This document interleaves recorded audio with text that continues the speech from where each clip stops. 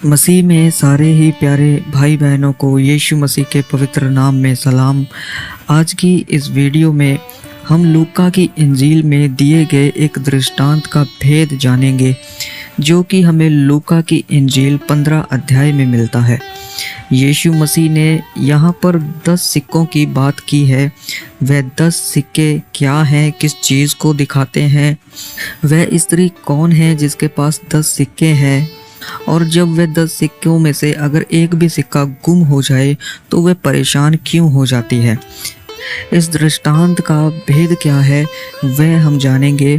तो आइए इस वीडियो में हम आगे बढ़ते हैं और लूका की इंजील से 15 अध्याय का 8 वचन पढ़ते हैं। यहाँ पर लिखा है, या कौन ऐसी स्त्री होगी जिसके पास 10 सिक्के हों और उनमें से एक खो जाए, तो वह दिया बार कर और घर झाड़ बुहार कर जब तक मिल ना जाए जी लगाकर खोजती ना रहे। इस दृष्टांत को समझने के लिए हमें ये जान लेना ज़रूरी है कि इज़राइल के अंदर किस तरीके से शादी ब्याह होते थे। उनकी मंगनी या जिसको हम सगाई भी बोल देते हैं, वो कैसे की जाती थी। इज़राइल के अंदर 10 सिक्कों का एक ट्रेडिशन था, या एक हार का जिसमें 10 सिक्के लगे रहते थे, उसका एक ट्रेडिशन होता था। और ये हार या 10 सिक्के जो हैं वो मंगनी के समय दुल्हन को दिए जाते थे। जिस तरह हमारे अगर आसपास के माहौल में देखें तो हम ये देखते हैं कि मंगनी के समय एक अंगूठी दुल्हन को पहना दी जाती है, जिससे कि ये पता लग जाए कि इसकी मंगनी हो चुकी है।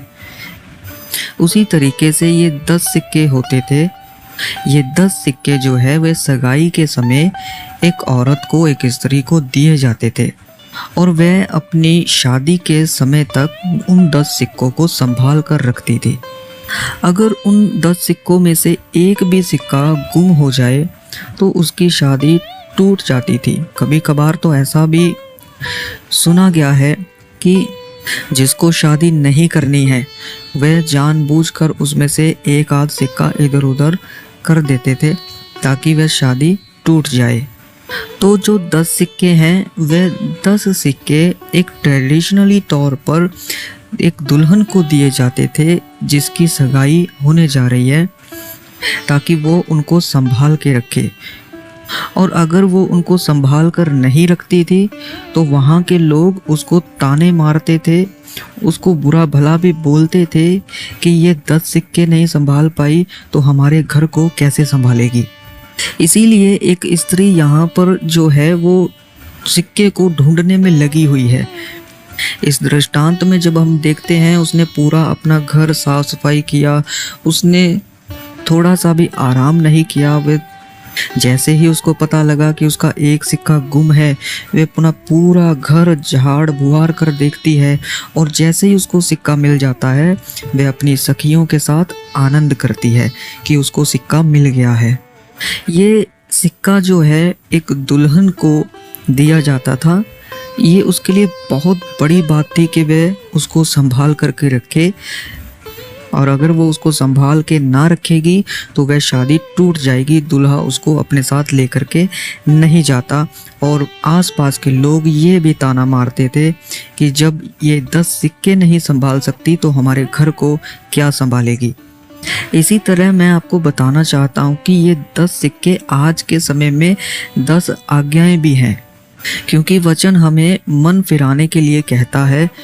इसीलिए आज के समय में अगर हमें देखा जाए तो हमें प्रभु की आज्ञाएं दी गई हैं जिनको हमें मानना है, उन पर चलना है। हमें एक भी आज्ञा को छोड़ नहीं देना है। हमें पूरे जी जान से परमेश्वर के रास्ते पर चलना है और उन आज्ञाओं को लेकर के चलना है।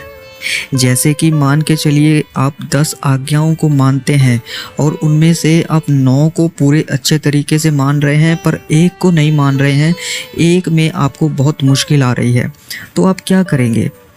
क्या आप उस आज्ञा को छोड़ देंगे, या आप उसके मानने के लिए परमेश्वर के आगे प्रार्थना करेंगे, या उसमें पूरी अपनी जी जान लगा देंगे कि जब तक दुल्हा ना आए तब तक आप अपनी तैयारी में लगे रहे, और जैसे ही दुल्हा आए तो वह आपको अपनी दुल्हन के रूप में अपने साथ लेकर के ही जाए।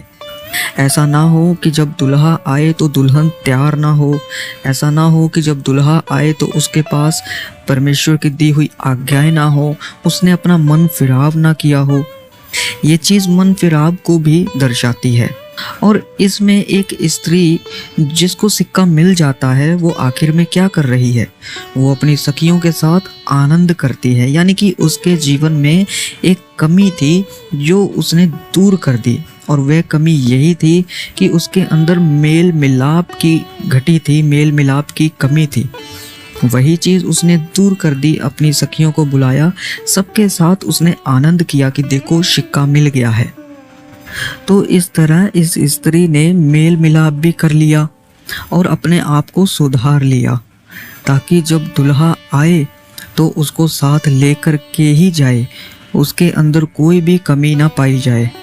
ऐसा आज भी होता है प्रिय भाइयों। अगर हम प्रभु यीशु मसीह को मानने वाले हैं, परमेश्वर के रास्तों पर चलने वाले हैं, तो लोग हमें कितना कुछ बोलते हैं कि तुमने पैसे लेकर धर्म परिवर्तन कर लिया, तुमने अपना धर्म बदल लिया, तुम ईसाई बन गए हो, और भी बहुत सी चीज़ें हमें सुनने को मिलती हैं। पर अगर आप इन बातों को गौर से सोचेंगे तो आप पाएंगे कि ये बातें सटीक बैठती हैं कि जब दुल्हा आएगा और उस समय जो लोग रह जाएंगे उनको ऐसे ही ताने सुनने पड़ेंगे या और भी चीज़ें उनको फेस करनी पड़ेंगी, जैसे कि आज लोगों को सुननी पड़ती हैं। और लोग उनको ताना मारते हैं कि तुमने ऐसे कर लिया, तुमने वैसे कर लिया, तुमने यीशु को कबूल कर लिया, तुम यीशु वाले हो गए हो, तुम हालेलुया वाले हो गए हो, तुम ईसाई बन गए हो, तुमने धर्म परिवर्तन कर लिया है। बहुत सी बातें जो हैं लोग बोलते हैं। इसी तरह इस स्त्री के लिए भी ऐसा ही था। 10 सिक्के बहुत मायने रखते हैं। ये आज्ञाएं जो आज हैं वो हमारे लिए बहुत मायने रखती हैं। मन फिराव हमारे लिए बहुत मायने रखता है। हमारे अंदर अगर आज कोई कमी कटी है तो हमें दूर कर लेना है, क्योंकि आज ही हमारे लिए समय है। आज हम बहुत कुछ प्रभु के मार्ग पर चलते चलते लोगों के मुंह से सुन लेते हैं, सह लेते हैं, परंतु सोचिए जब प्रभु आए और कोई उसके साथ ले जाया ही ना जाए, जब कोई उठाया ही ना जाए, तो उसकी क्या हालत होगी? वो वैसी ही हालत होगी कि जब एक दुल्हा आए और अपनी दुल्हन को साथ लेके ना जाए, तो वह बोलेगा कि तुमसे तो ये 10 सिक्के संभाले नहीं गए, तुम मेरा घर क्या संभालोगे? इसीलिए प्रभु यीशु मसीह ने कहा, मैं तो जाता हूँ और तुम्हारे लिए घर तैयार करने के लिए जाता हूँ कि जब मैं आऊँगा तो तुम्हें अपने साथ ले जाऊँगा। आज हमारे पास परमेश्वर की आज्ञाएं हैं। आज हमारे पास समय है कि हम अपनी कमी घटियों को देखें और दूर करें, और इस स्त्री को भी देखें कि उसके अंदर मेल मिलाप की कमी थी, उसने दूर कर ली। आज हमारे अंदर जो कमियां हैं हम देखें और उनको दूर कर लें, और हमारे प्रभु के आगमन के लिए हम तैयार हो जाएं। तो मेरे प्रिय भाइयों और बहनों, आपने जान लिया होगा कि इस दृष्टांत का मतलब क्या है, 10 सिक्कों का मतलब क्या है।